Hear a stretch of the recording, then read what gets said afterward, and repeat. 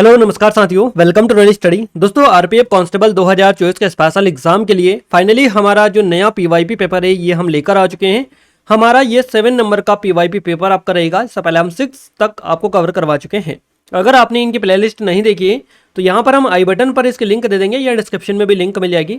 आप जरूर से विजिट कर लीजिएगा, सारे पीवाईपी पेपर की आपको वीडियोस मिल जाएंगी। क्लियर है। और आज हम जो डिस्कस करेंगे ये 19 जनवरी 2019 को पेपर हुआ है, सेकेंड शिफ्ट में। इसके बारे में हम टॉप 50 क्वेश्चंस कवर करेंगे जीके के, जो कि मोस्ट इंपॉर्टेंट लेवल के क्वेश्चन आपके आगामी एग्जाम के लिए रहेंगे और डिटेल यहाँ पर हम डिस्कस करेंगे ताकि आपको ज़्यादा चीज़ें पता चल पाए।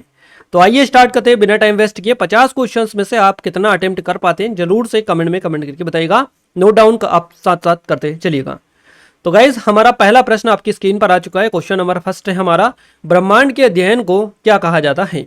ब्रह्मांड की जो अध्ययन होता है ब्रह्मांड का, इसके अध्ययन को बोला जाता है ब्रह्मांड विज्ञान, इसको कहा जाता है।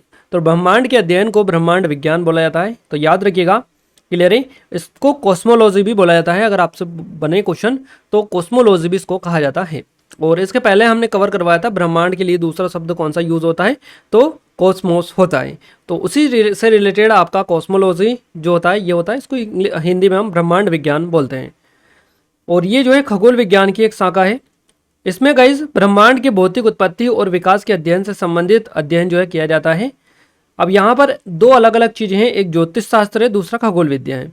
तो ज्योतिष जो शास्त्र है इसमें 12 राशियाँ और 9 ग्रहों की गति एवं काल का अध्ययन किया जाता है। ज्योतिष शास्त्र में 12 राशियों और 9 ग्रहों के गति और काल का अध्ययन ज्योतिष शास्त्र में होता है। इसके अलावा खगोल विद्या की बात करें तो पृथ्वी और उसके वायुमंडल के बाहर होने वाली जो घटनाएं हैं इनका अवलोकन किया जाता है खगोल विद्या में। तो ये अलग अलग दोनों शाखा हैं, इनके बारे में भी आप याद रखिएगा।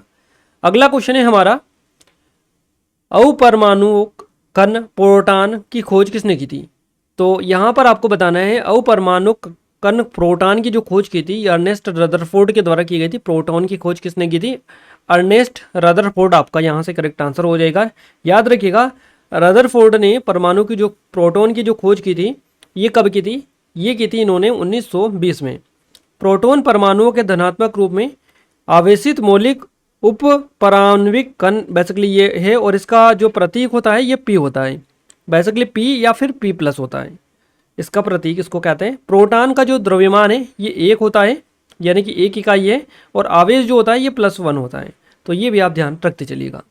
अगला क्वेश्चन है, निम्नलिखित में से कौन सी दक्षिण भारत की सबसे लंबी नदी है? तो दक्षिणी भारत की सबसे जो लंबी नदी है इसका नाम है गोदावरी नदी, आपका करेक्ट आंसर हो जाएगा। गोदावरी जो नदी है ये महाराष्ट्र के नासिक के त्र्यंबकेश्वर जो है यहाँ से निकलती है। तो क्वेश्चन बने कि किस राज्य से ये निकलती है गोदावरी नदी? तो महाराष्ट्र से ये निकलती है, महाराष्ट्र से। ध्यान रखिएगा, महाराष्ट्र के त्र्यंबकेश्वर जो है यहाँ से ये निकलती है, नासिक से। और बंगाल की खाड़ी में गिरने से पहले ये कितने किलोमीटर की दूरी तक करती है? तो 1465 किलोमीटर की दूरी जो है ये तय करती है गिरने से पहले। क्लियर है। तो महाराष्ट्र से निकलकर ये कहाँ तक जाती है? अरब सागर तक जाती है, ये माफ कीजिएगा बंगाल की खाड़ी तक। तो बंगाल की खाड़ी में गिरने से पहले ये 1465 किलोमीटर तक दूरी तय करती है। तो अगर क्वेश्चन बने कि इसकी लंबाई कुल लंबाई कितनी है तो 1465 किलोमीटर हो जाएगा। यहाँ पर दक्षिण भारत की सबसे लंबी नदी है, इसलिए यहाँ पर किलोमीटर भी याद रखिएगा। और ये जो है दक्षिण भारत की सबसे लंबी नदी होने के साथ साथ दक्षिण भारत की सबसे बड़ी प्रायद्वीपीय नदी भी कहलाती है। तो दक्षिण भारत की सबसे बड़ी प्रायद्वीपीय नदी प्रणाली कौन सी है? तो ये गोदावरी नदी प्रणाली हो जाएगा, ये आपका आंसर।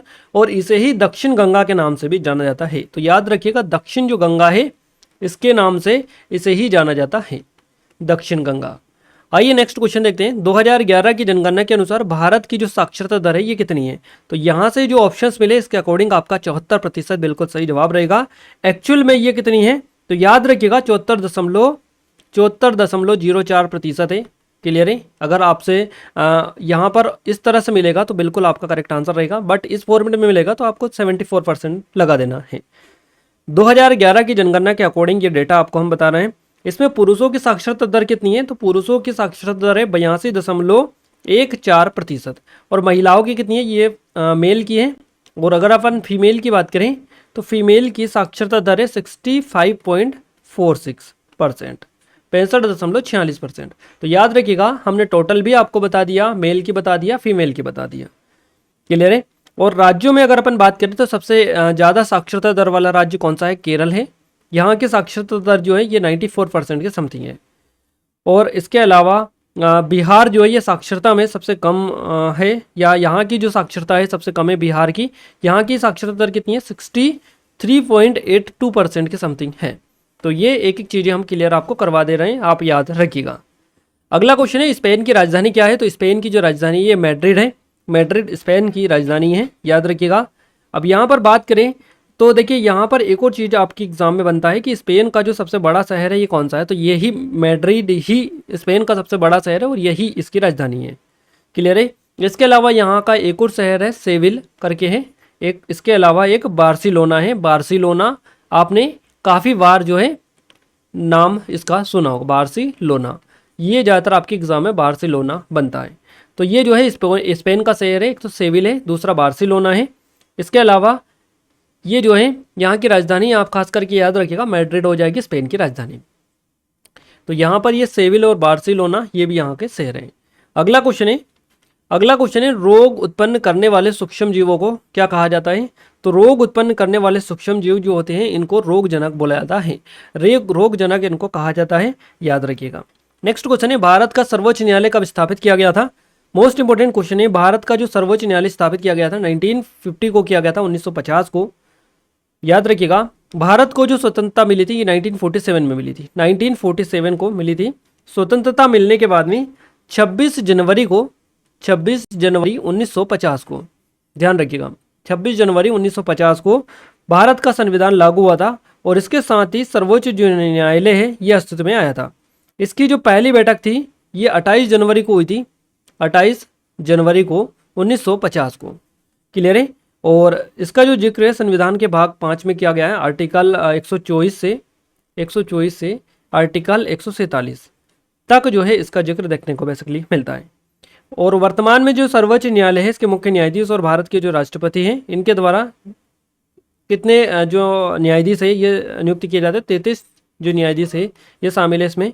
और वर्तमान में अगर अपन बात करें कि सर्वोच्च न्यायालय के, भारत के सर्वोच्च न्यायालय के मुख्य न्यायाधीश कौन है?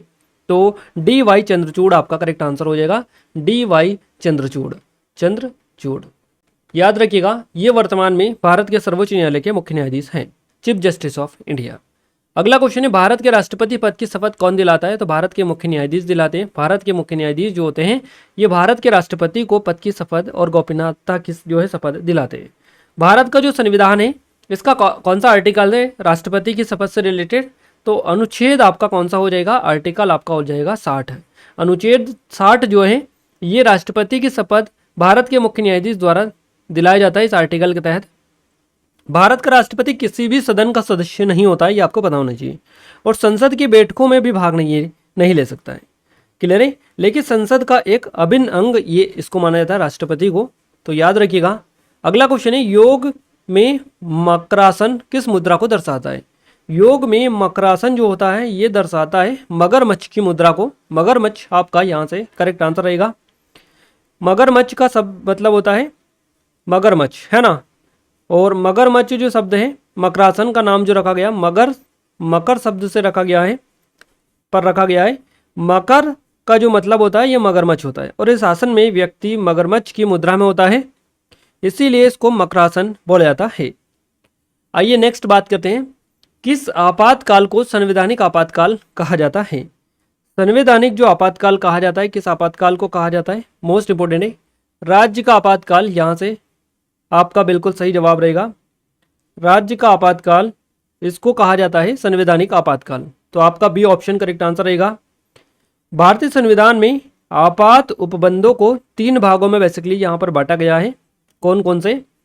एक है राष्ट्रीय आपातकाल, जो कि राष्ट्रीय जो आपातकाल है ये आता है अनुच्छेद 52 में, 352 में, तो आर्टिकल 352 ये राष्ट्रीय आपातकाल ये होता है। इसके अलावा राज्य में संवैधानिक तंत्र की विफलता पर राष्ट्रपति जो शासन लगता है ये होता है, ये कौन सा आर्टिकल आता है? तो इसका जो अनुच्छेद है ये है 356, आर्टिकल 356। इसके अलावा वित्तीय आपातकाल जो है इससे रिलेटेड आर्टिकल कौन सा है? तो अनुच्छेद 360 हो जाएगा, अनुच्छेद 360। तो ये तीनों आप याद रखिएगा। राष्ट्रीय आपातकाल 352 हो जाएगा, संवैधानिक जो तंत्र है इसकी विफलता, राष्ट्रपति शासन, ये 356, और वित्तीय आपातकाल की जो स्थिति है 360। तो ये तीनों अलग अलग हमने बता दिए, आप याद रखिएगा। अगला क्वेश्चन है बास्केटबॉल की जो उत्पत्ति हुई है ये कहाँ पर हुई? तो ये अमेरिका में हुई है, अमेरिका आपका करेक्ट आंसर हो जाएगा। और इसमें प्रत्येक जो टीम होती है इनमें 5 खिलाड़ी होते हैं बास्केटबॉल में। ये एक तरह का इंडोर गेम होता है। इसका जो आविष्कार किया था ये नाइस्मिथ ने किया था 1891 के लगभग, तो ध्यान रखिएगा। नेक्स्ट क्वेश्चन है किसी वस्तु की गतिज ऊर्जा और स्थितिज ऊर्जा का योग क्या कहलाता है? तो इसको कुल यांत्रिक ऊर्जा कहा जाता है। आइए नेक्स्ट क्वेश्चन देखते हैं। बहिष्कृत हितकारिणी सभा की स्थापना किसने की थी? मोस्ट इंपोर्टेंट क्वेश्चन है। बहिष्कृत हितकारिणी सभा की जो स्थापना की थी ये की थी डॉक्टर BR अम्बेडकर ने। तो डॉक्टर BR अम्बेडकर आपका यहाँ से बिल्कुल सही जवाब हो जाएगा। 1924 में 1924 में इसकी स्थापना की गई थी BR अम्बेडकर जी के द्वारा। दलितों के बीच शिक्षा और संस्कृति के प्रसार और प्रसार हेतु समर्पित ये एक संस्था थी। और इसका जो संस्थापक था, सिद्धांत क्या था बेसिकली? शिक्षित रहो, संगठित रहो और आंदोलन करो। इसका मुख्य सिद्धांत इन्होंने ये दिया था। बहिष्कृत हितकारिणी सभा इसको नाम दिया गया। अगला क्वेश्चन है निम्नलिखित में से कौन सा एक देश एक टैक्स और एक मार्केट से संबंधित है? इनमें से जो एक देश एक टैक्स और एक मार्केट से रिलेटेड है, वन नेशन वन टैक्स और वन मार्केट, ये माल सेवा कर आपका हो जाएगा, माल और सेवा कर। तो ध्यान रखिएगा आपका यहाँ से माल सेवा कर बिल्कुल करेक्ट आंसर हो जाएगा।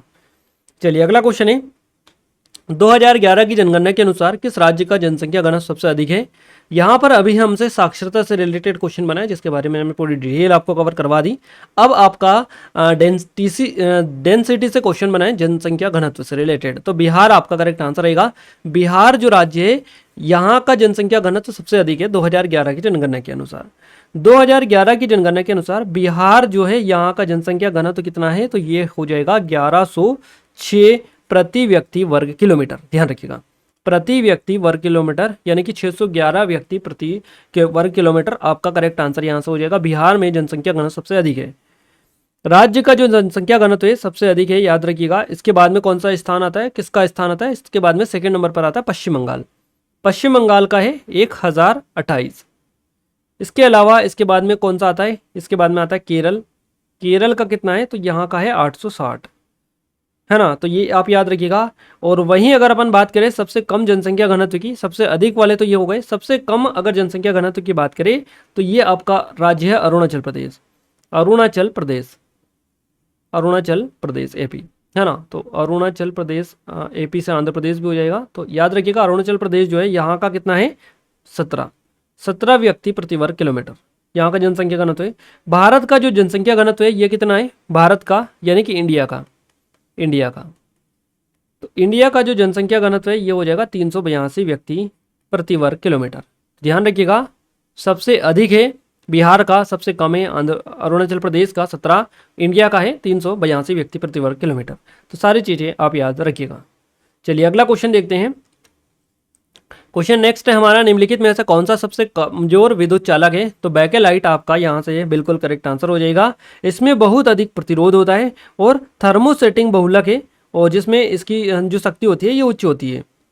अगला क्वेश्चन है गौतम बुद्ध का पुत्र निम्नलिखित में से कौन था? गौतम बुद्ध का जो पुत्र था इनमें से कौन था?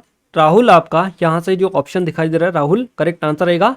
गाइस गौतम बुद्ध के बारे में थोड़ी सी डिटेल आपको पता होनी चाहिए। इनका जो जन्म हुआ था 563 ईसा पूर्व में कपिलवस्तु के लुम्बिनी जो ग्राम था इसमें हुआ था। इनके माता का नाम माया देवी था और पिता का नाम शुद्धोधन था। आई थिंक आपको ये पता होगा। और गाइज एक और फैक्ट इनके बारे में बनता है, 16 वर्ष की आयु में गौतम बुद्ध का विवाह हो चुका था। राजकुमारी यशोधरा के साथ में इनका 16 वर्ष की उम्र में विवाह हो चुका था।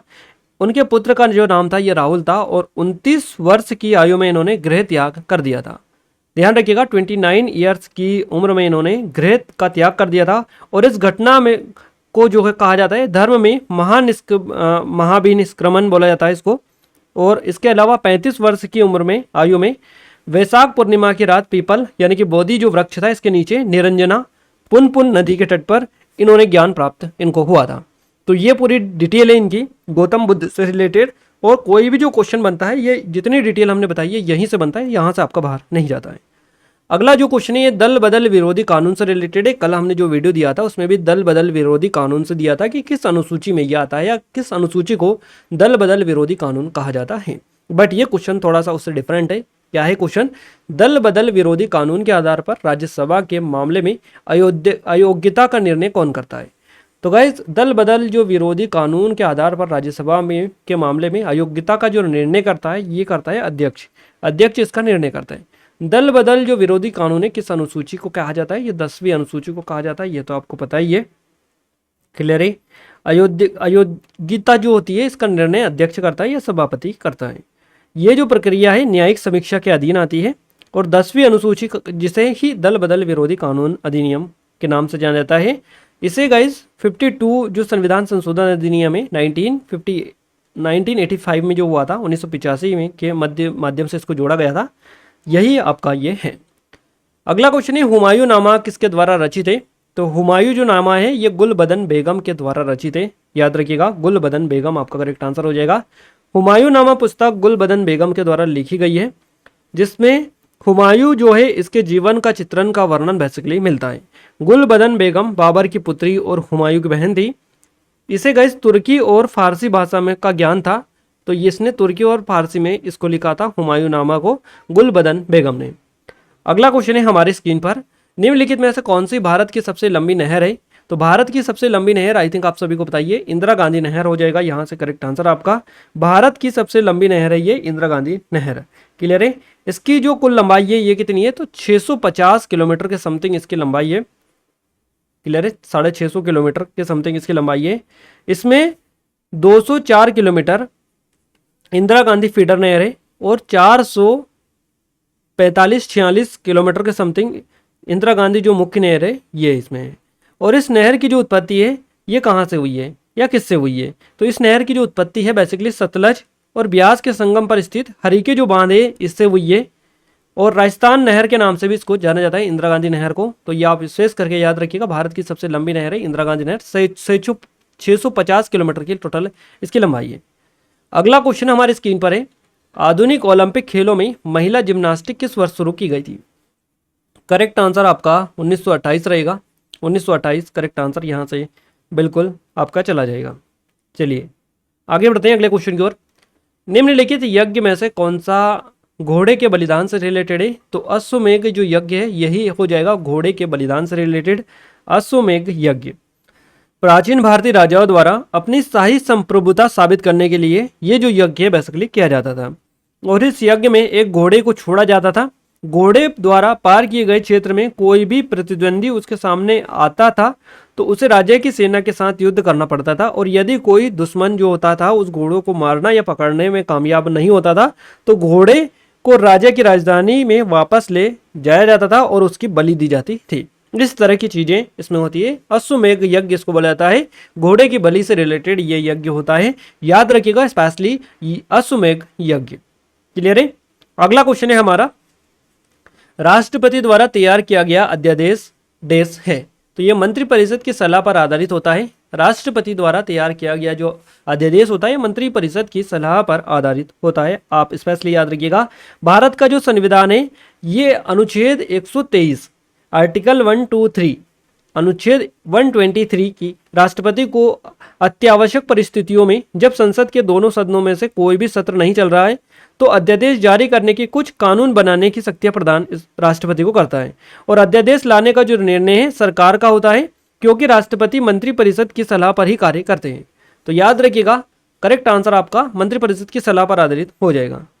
अगला क्वेश्चन है, ध्वनि किससे नहीं गुजरती है या किससे नहीं गुजर सकती है? तो निर्वात यानी वैक्यूम आपका यहाँ से बिल्कुल करेक्ट आंसर हो जाएगा।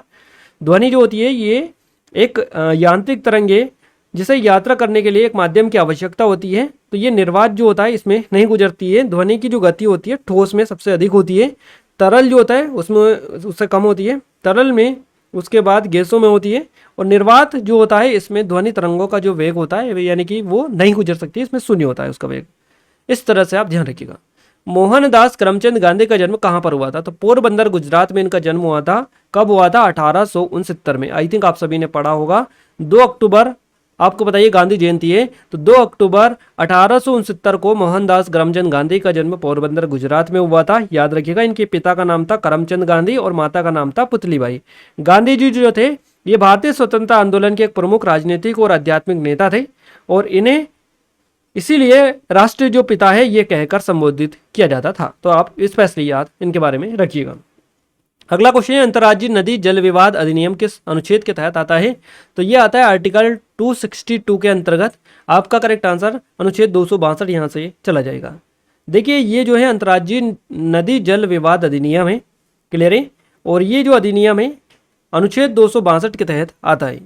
अब यहाँ पर आपको अलग अलग यहाँ पर दिखेंगे अनुच्छेद 262 एक, अनुच्छेद 262 2, तो इसमें अलग अलग चीज़ें मेंशन बेसिकली की गई है, याद रखिएगा थोड़ी सी इनके बारे में, बट ये आर्टिकल यही है। नेक्स्ट क्वेश्चन है, केगा परमाणु ऊर्जा संयंत्र किस राज्य में है? तो ये कर्नाटक में है, केगा परमाणु ऊर्जा संयंत्र कर्नाटक राज्य जो है यहाँ पर ये स्थित है, क्लियर है। और भारत का तीसरा सबसे बड़ा परमाणु ऊर्जा संयंत्र है ये, तीसरे नंबर का भारत का।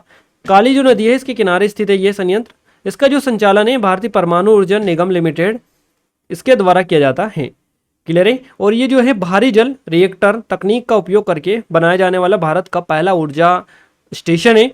तो ये आपको जो डिटेल हम बता रहे हैं ये जरूर से याद रखिएगा, आपके एग्जाम में बनेगी। अर्थशास्त्र से संबंधित भीषण मंदी यानी ग्रेट डिप्रेशन किस वर्ष में शुरू हुई थी?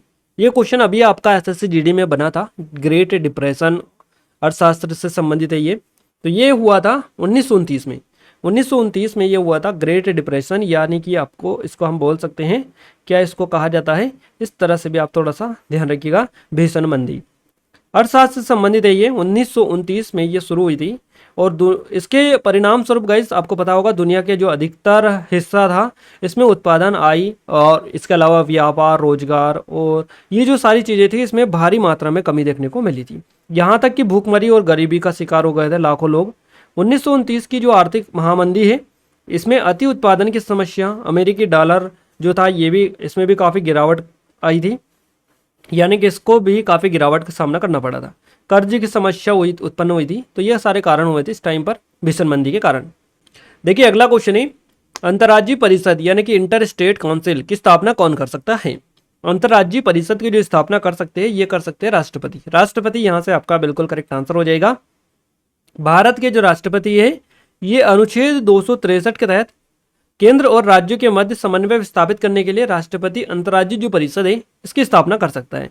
और अंतर्राज्यीय परिषद जो ये क्या है, तो ये एक स्थायी निकाय के रूप में 1988 में सरकारी जो आयोग था, सरकारी आयोग, इसका एक सुझाव दिया गया था। और 1990 में ये जो है राष्ट्रपति के आदेश के माध्यम से अस्तित्व में आया था। तो 1990 में ये अस्तित्व में आया था अंतर्राज्यीय परिषद, इसकी स्थापना राष्ट्रपति कर सकते हैं।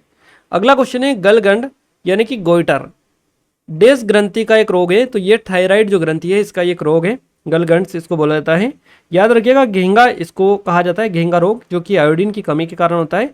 और थायराइड जो ग्रंथि है इसमें सूजन इसके कारण आ जाती है।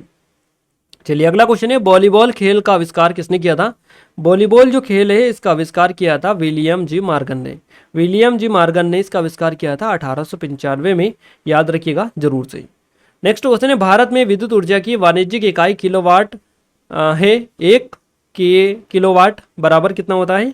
तो ये आपका करेक्ट आंसर हो जाएगा। यहाँ से क्या रहेगा, यहाँ पर आपको थोड़ा सा ध्यान रखना है, इकाई, दहाई, सैकड़ा, हजार, 10,000, लाख, 10 लाख, 36 लाख आपका यहाँ से करेक्ट आंसर हो जाएगा, 36 लाख जूल।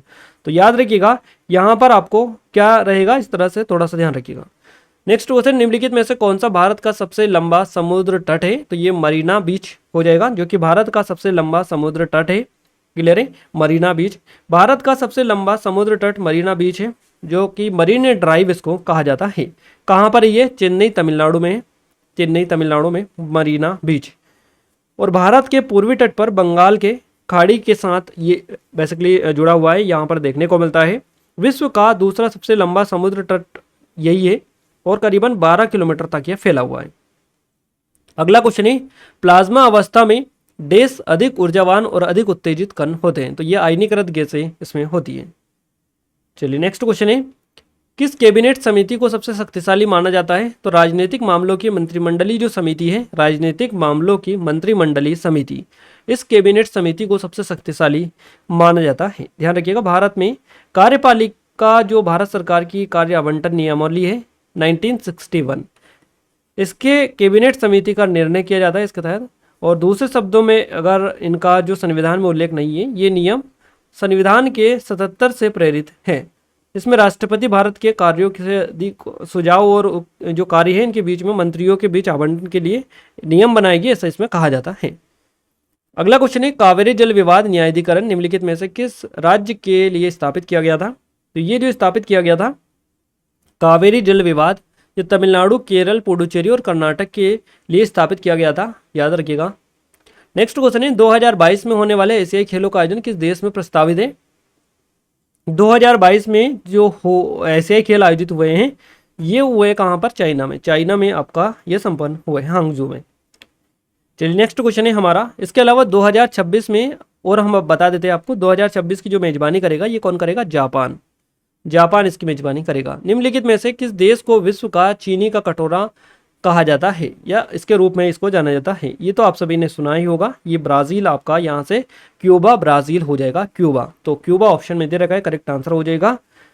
चीनी के अधिक उत्पादन के कारण जो क्यूबा है इसको विश्व का चीनी का कटोरा कहा जाता है। पर्ल ऑफ द एंजल्ट के नाम से भी इसको जाना जाता है। वर्तमान में ब्राजील में चीनी के रिकॉर्ड्स उत्पादन के कारण ब्राजील को विश्व का चीनी का कटोरा के नाम से जाना जाता है। तो ब्राजील ऑप्शन में मिले तो ब्राजील लगा दीजिए, क्यूबा मिले तो क्यूबा लगा दीजिएगा। अगला क्वेश्चन है, प्रत्याशित यानी कि प्रत्याशित मुद्रा मांग आपूर्ति, ये क्या है? तो ये असीम रूप से लोचदार है, असीम रूप से लोचदार। न्यूनतम समर्थन मूल्य एमएसपी देश से संबंधित हैं, तो कृषि वस्तुओं से रिलेटेड है एमएसपी। एमएसपी से क्वेश्चन आपका बना है मिनिमम सपोर्ट प्राइस, न्यूनतम समर्थन मूल्य। फसल की ये एक वहाँ कीमत होती है जो कि सरकार एजेंसियों द्वारा फसल की खरीद करते समय भुगतान की जाती है, और ये जो मूल्य है सीएससीपी कृषि लागत और मूल्य आयोग द्वारा निर्धारित किया जाता है। एमएसपी वर्तमान में 22 अधिष्ठित फसलों के एमएसपी तथा गन्ने के लिए उचित और लाभकारी मूल्य एफआरपी ये बेसिकली जारी किए गए हैं। तो याद रखिएगा एमएसपी जो है कृषि वस्तुओं से रिलेटेड है। अगला क्वेश्चन है हमारा, दिगंबर और श्वेतांबर पद का संबंध किस धर्म से है? तो जैन धर्म से रिलेटेड है दिगंबर और श्वेतांबर। नेक्स्ट क्वेश्चन है, निम्नलिखित में से कौन से कोशिका अंगक मुख्य रूप से कोशिका कार्य के लिए वसा अनुभव और लिपिड के निर्माण में मदद करते हैं? तो ये जो होते हैं ये होते हैं नरम अंतःप्रद्रव्य जालिका, सॉफ्ट एंडोप्लाज्मिक रेटिकुलम, एससीआर इनको बोला जाता है, नरम अंतःप्रद्रव्य जालिका। अगला क्वेश्चन है, निम्नलिखित में से कौन सा संरक्षित क्षेत्र एक टाइगर रिजर्व भी है? तो इसका नाम बताना है आपको, ये है Jim Corbett national park. Jim Corbett जो नेशनल पार्क है ये उत्तराखंड के नैनीताल जिले में स्थित है, जिम कॉर्बेट।